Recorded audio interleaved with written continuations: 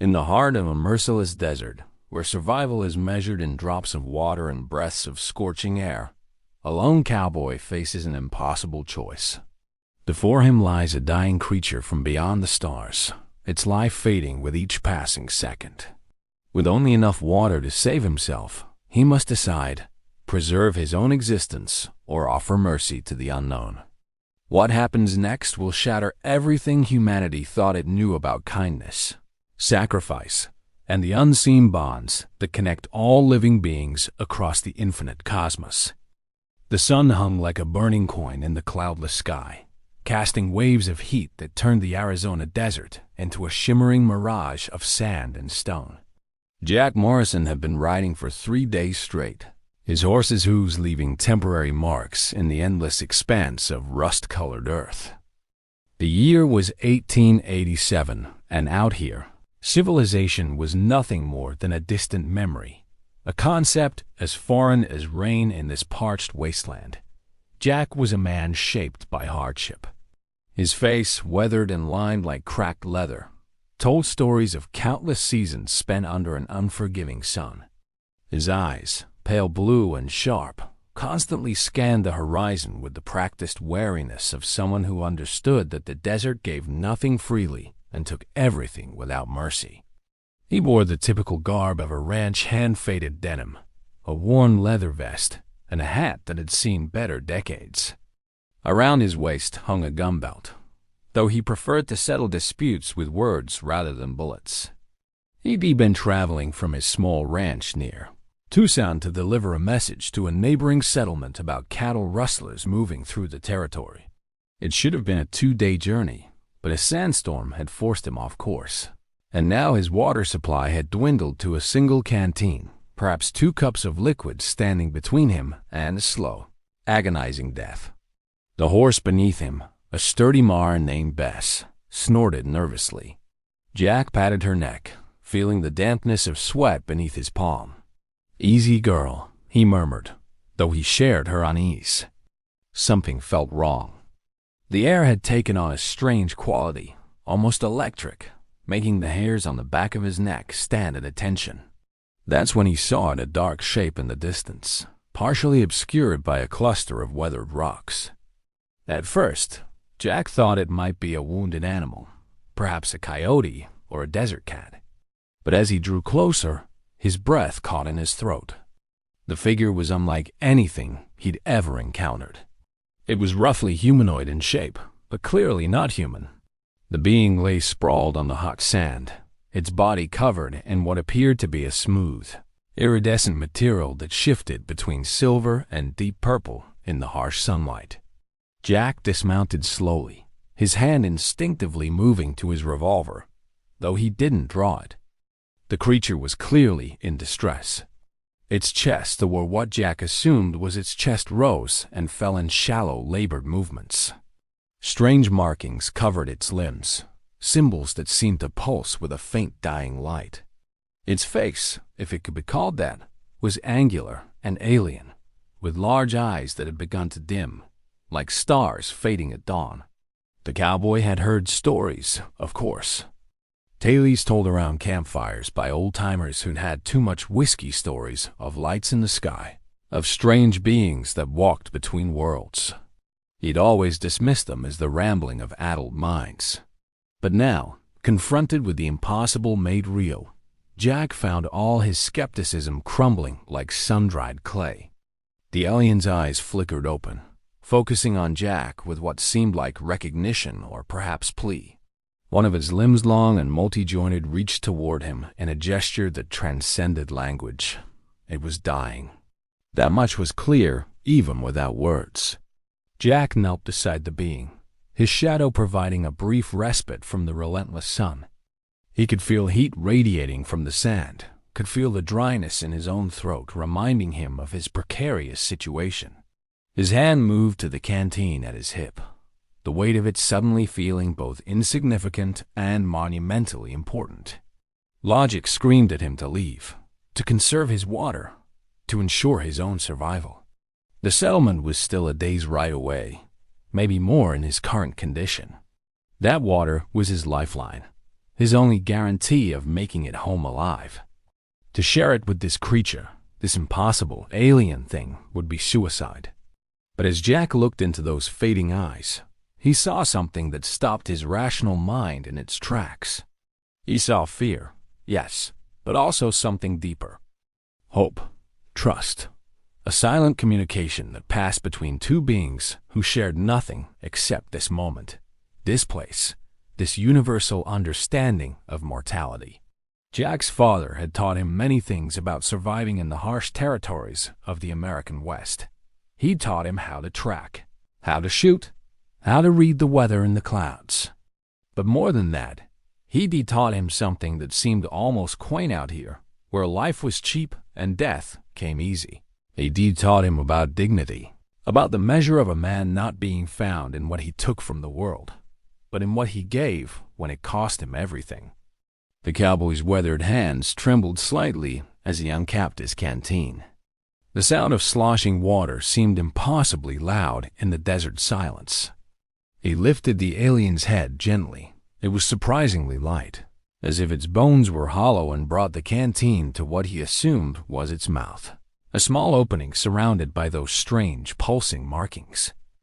The water trickled slowly from the canteen, each drop representing a piece of Jack's future that he was willingly surrendering. The alien's mouth worked reflexively, drawing in the precious liquid with desperate gulps. Jack could feel the being's body responding, the faint glow of its markings brightening incrementally, like embers being coaxed back to life. He gave the creature half of what remained, roughly a cup of water, before pulling back. It wasn't generosity that made him stop, but pragmatism. If he gave it all away, neither of them would survive. At least this way, the alien had a fighting chance, and Jack still had enough to maybe, just maybe, make it to the settlement if he rode through the night. The alien's eyes, which had been dimming to near darkness, suddenly flared with renewed light. The being's hand, if it could be called that, reached up and grasped Jack's wrist with surprising strength.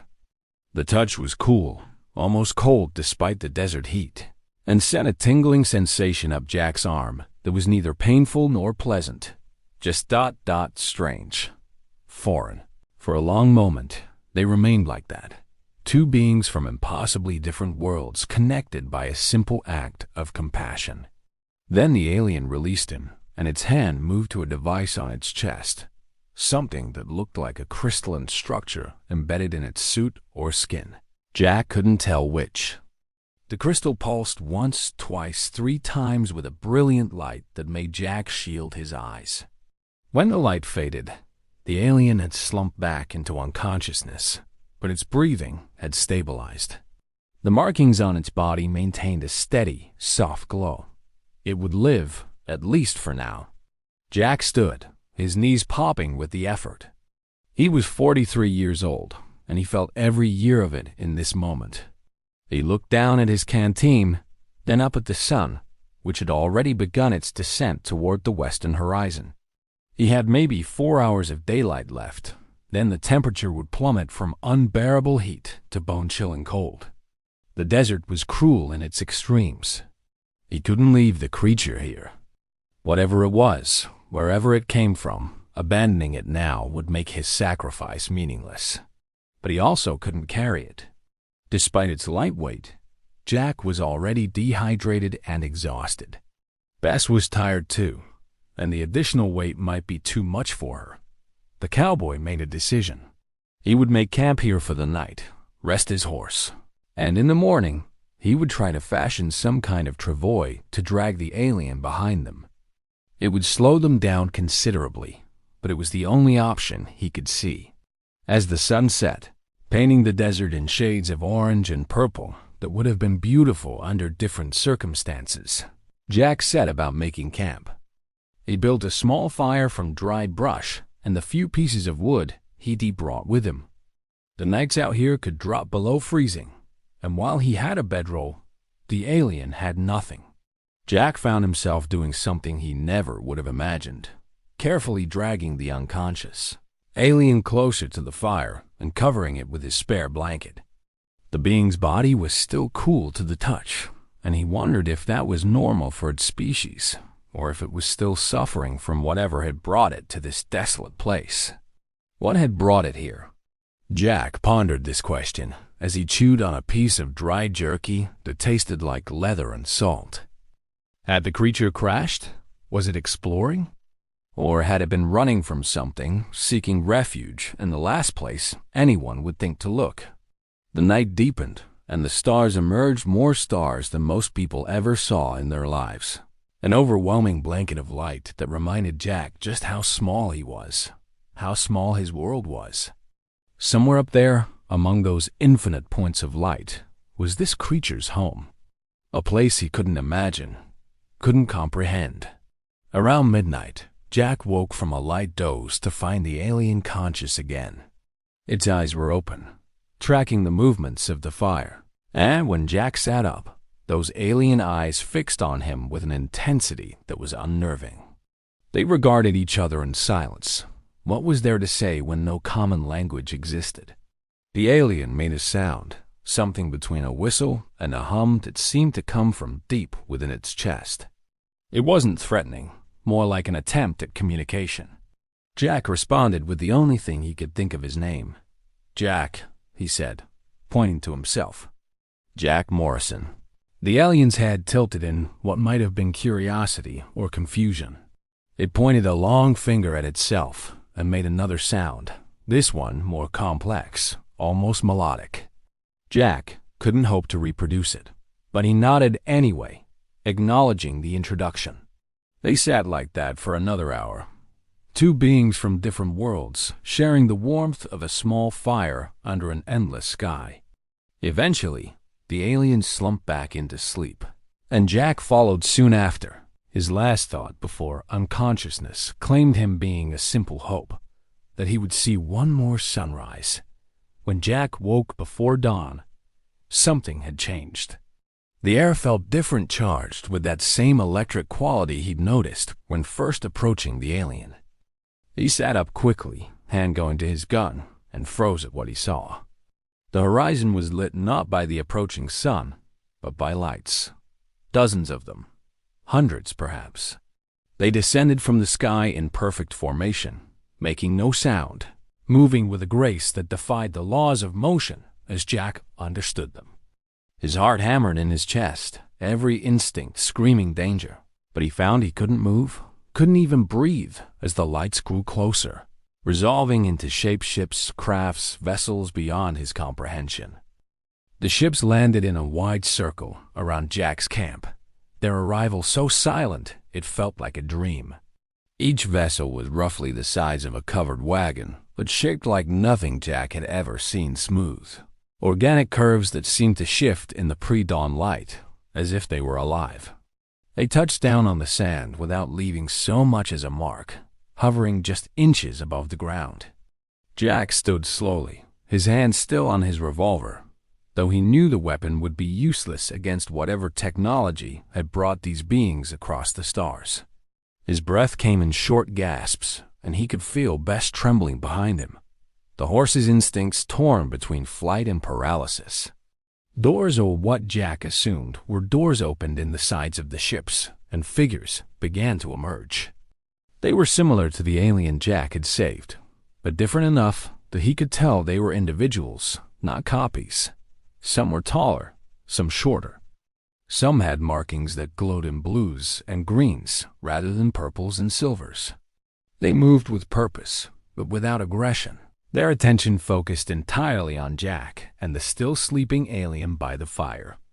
One figure approached, taller than the others, its bearing suggesting authority or importance.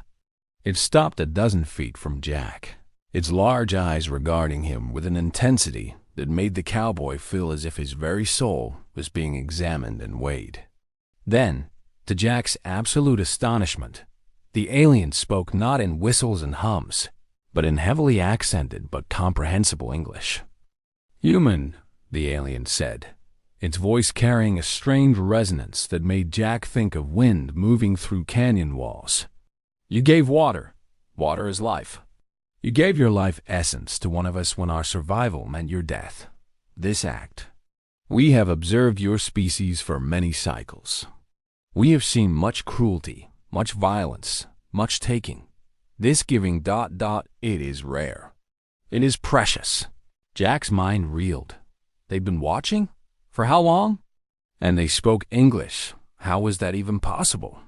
1,000 questions fought for dominance in his brain, but what came out of his mouth was simpler, more direct. Is ... is it going to live?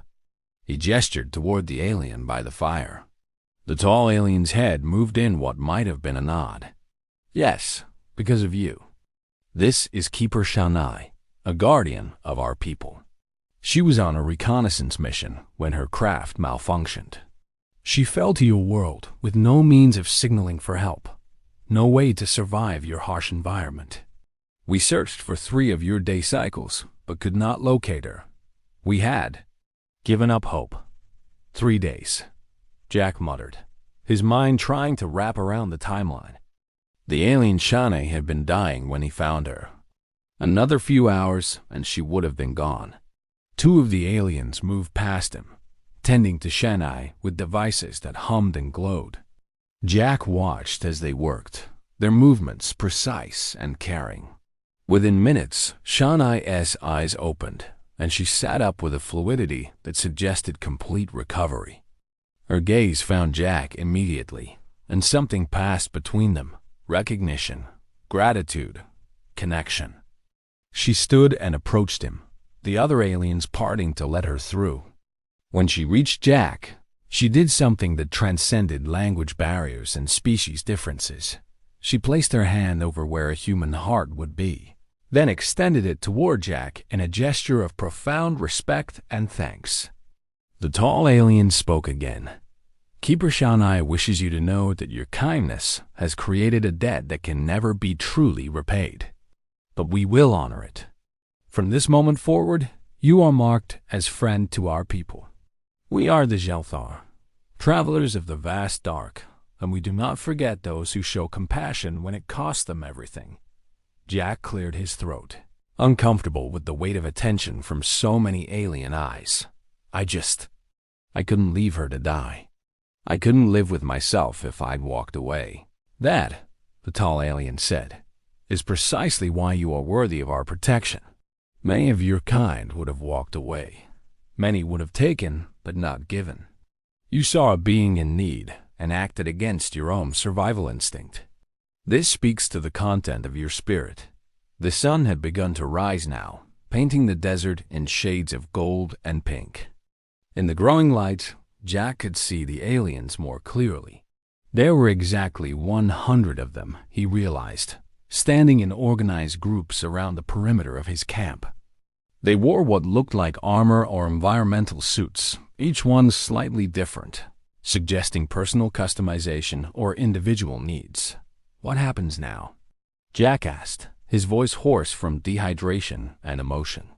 Shanae made a gesture, and one of the aliens brought forward a container made of the same strange material as their ships. Inside was liquid clear, pure water, more than Jack had seen in one place in months. The alien offered it to him, and he took it with shaking hands, drinking deeply. It was the sweetest water he'd ever tasted, and he felt strength returning to his limbs almost immediately. Now, the tall alien said, we ensure you reach your destination safely. We will accompany you, hidden from the eyes of your kind, but always watching. And we will do more. Your act of sacrifice has changed something between our peoples. You have opened a door that was previously closed. Jack didn't fully understand what that meant, but he nodded anyway. The aliens began returning to their ships, but 20 of them remained, including Shanai and the tall leader. We will travel with you as far as your settlement, the leader explained. Our ships will create a perceptual field around us. Your people will not see us unless we wish to be seen, but you will know we are there. You will always know you are protected. The journey to the settlement took on a surreal quality that Jack would struggle to describe for the rest of his life. The alien ships moved alongside him. Invisible to his eyes, but present in a way he could feel a subtle pressure in the air, a sense of being watched over rather than watched.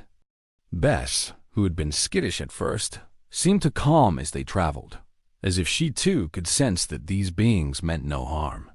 The desert, which had been an adversary just hours before, now felt different.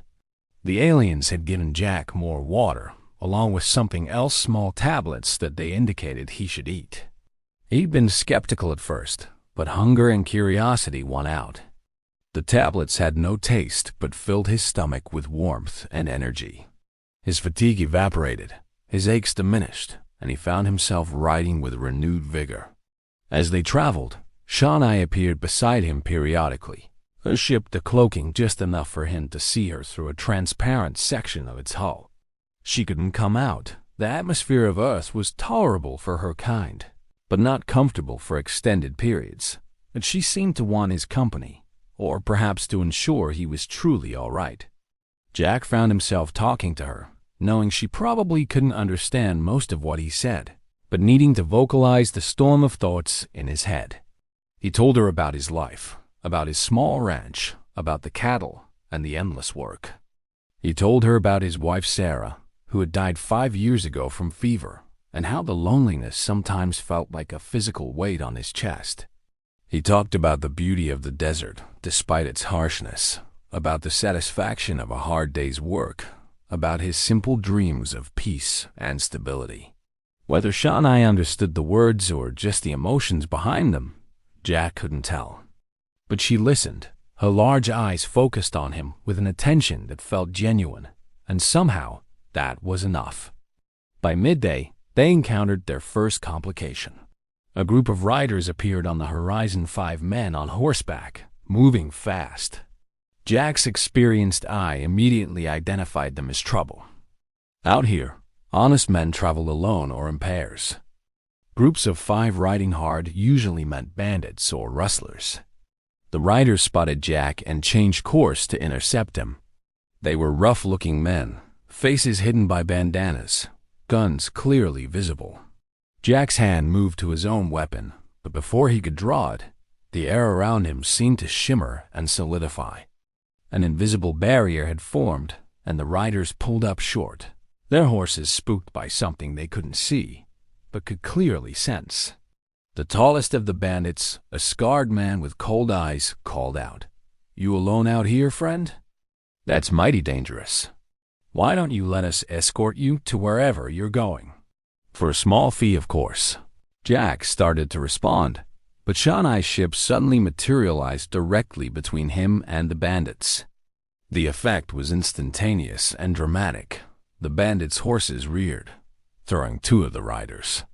The men scrambled backward, their eyes wide with terror as more ships appeared, forming a protective circle around Jack. "What in the hell?" one of the bandits gasped, his voice cracking. The tall alien leader's voice boomed across the desert, amplified somehow to carry a weight that made even Jack's bones vibrate. "This human is under Xelthar protection. Leave now and live. Approach again and face consequences beyond your understanding." The bandits needed no further encouragement. They hauled their fallen companions back onto their horses and fled at a full gallop, not looking back. Within moments, they were nothing but dust on the horizon. The ships cloaked again, and Jack let out a breath he hadn't realized he was holding. "Wow," he said to the empty air around him. "That's one way to handle road agents."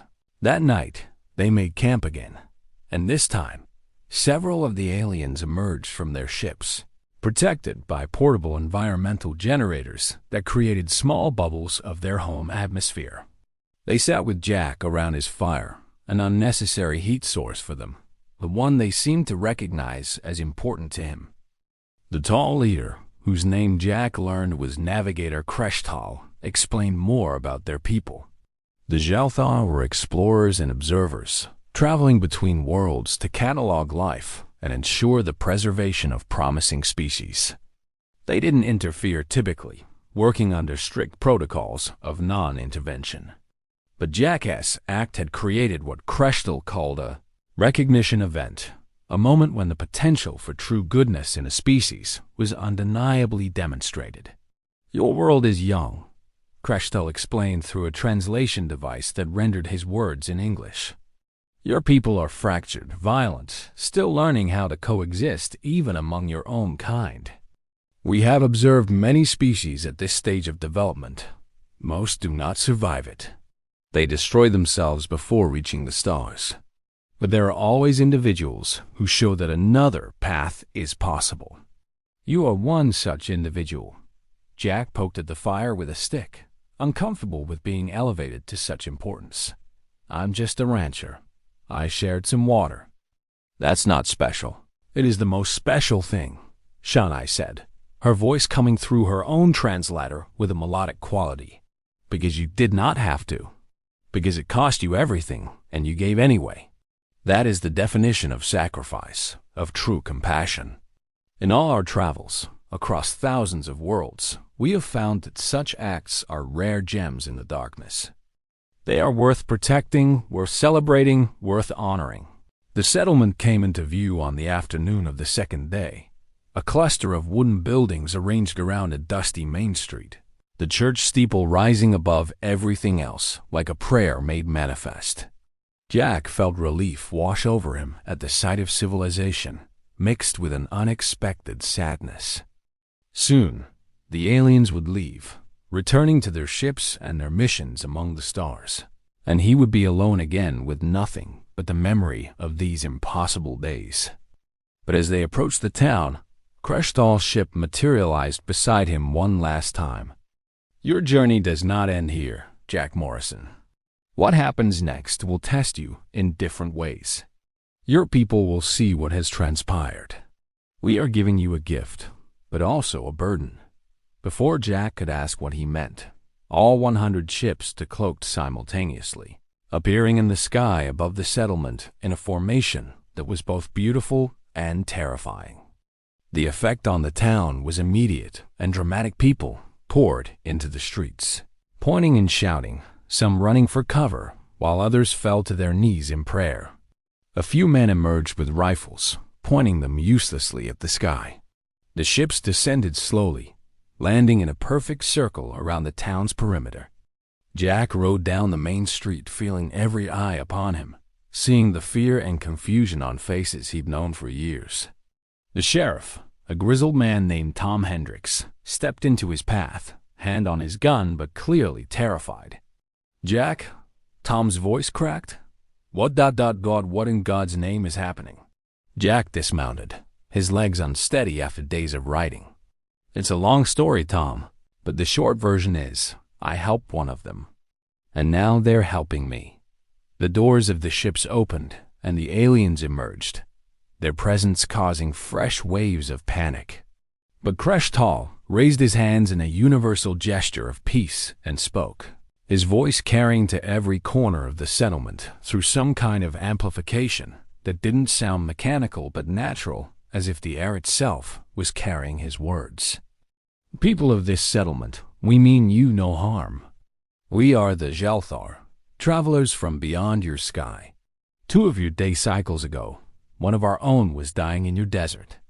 This human, Jack Morrison, found her and gave her his last water, knowing it would likely mean his own death. He acted with pure compassion, asking nothing in return, expecting no reward. Such acts are precious and rare, and we honor them." "We honor him." Shanai stepped forward, walking directly to Jack. She carried something in her hands, a crystal similar to the one embedded in her chest, but smaller, more portable. She held it out to him, and when he took it, it felt warm and alive, pulsing gently against his palm. "This is a beacon," Kreshtal explained. "It will allow you to call us if you are ever in need. But more than that, it marks you as friend to our people. Any Jelthar who encounters you or your descendants will know what you did and will offer protection and aid. This bond extends beyond your lifetime. Jack Morrison, your lineage will carry this honor for as long as your blood continues." The townspeople had gathered closer now, their initial terror giving way to cautious curiosity. Children peered around their parents' legs, eyes wide with wonder. The priest, Father O'Brien, stepped forward, his face pale but determined. This is a miracle, he said softly. Evidence of God's vast creation. Crystal turned to him. We do not presume to speak on matters of your faith, Holy One. But we can tell you that the cosmos is more vast and wondrous than your people yet imagine. And within that vastness, there are universal truths that transcend species and belief. The truth that kindness matters, that sacrifice has power, that compassion can bridge any divide. One of the townspeople, a woman named Martha, who ran the general store, spoke up timidly. Will you stay? Teach us? No, Crystal said, and Jack felt a pang of disappointment that surprised him with its intensity. We cannot. Our protocols are clear. We observe, we catalog, but we do not interfere with natural development. We have already bent our rules considerably by revealing ourselves. But we wish to honor Jack Morrison publicly, to show your people that there are beings watching, waiting to see if humanity will choose compassion over cruelty, unity over division, exploration over isolation. He turned back to Jack. What you did in the desert will be remembered by our people for as long as the Xelthar exist. You gave water, you gave life when you had every reason not to. That single act has changed the relationship between our species forever. When your people reach the stars, and they will if they survive their growing pains, the Xelthar will remember Jack Morrison and the choice he made under the desert sun. The aliens began returning to their ships, but Shani remained a moment longer. She placed her cool hand on Jack's weathered cheek, a gesture that was both alien and deeply human in its tenderness. To her translator, she spoke words that Jack would repeat to himself on difficult days for the rest of his life. You saw past what I was to who I was. You saw a being in pain and chose to ease that pain at great cost to yourself. This is the highest form of intelligence, the deepest form of evolution. Thank you, Jack Morrison. Thank you for seeing me. The ships departed as the sun set, rising into the sky in perfect formation before accelerating to impossible speeds and vanishing among the stars. Jack stood in the town square, the crystal beacon warm in his hand, surrounded by townspeople who looked at him with a mixture of awe, fear, and curiosity. The days that followed were challenging. Some people treated Jack like a hero, others like a threat. There were those who claimed he'd made a deal with demons, that the aliens were fallen angels testing humanity. Father O'Brien preached a sermon about the diversity of God's creation, but not everyone was convinced. A few families left the settlement entirely, terrified that the aliens would return. But slowly, gradually, the town adapted to their new reality. Jack told his story dozens of times, to the sheriff, to the newspaper editor from the neighboring city who rode out to interview him, to children who sat wide-eyed around evening fires listening to tales of beings from beyond the stars. The crystal beacon never left Jack's possession. He wore it on a leather cord around his neck, and sometimes, on clear nights, he would take it out and hold it up to the sky, wondering if somewhere up there, Shana was looking down and remembering the cowboy who shared his last water. Life returned to normal, mostly. Jack went back to his ranch, back to the endless cycle of work and solitude. But everything was different now. He found himself watching the sky more often, found himself approaching each day with a renewed sense of purpose. If beings from across the cosmos thought his small act of kindness was significant, then perhaps all acts of kindness were significant. Perhaps every choice to help rather than harm, to give rather than take, rippled outward in ways humans couldn't perceive, but that mattered nonetheless. 3 months after the encounter, Jack was working in his north pasture when he noticed a group of riders approaching. His first instinct was wearing as bandits were still a problem in these territories. But as they drew closer, he recognized the sheriff and several townspeople. They dismounted, and Tom Hendricks held out a rolled document. "We took a vote," Tom said, his gruff voice almost gentle. "The town council, with support from most of the settlement, we want to rename the place in honor of what happened.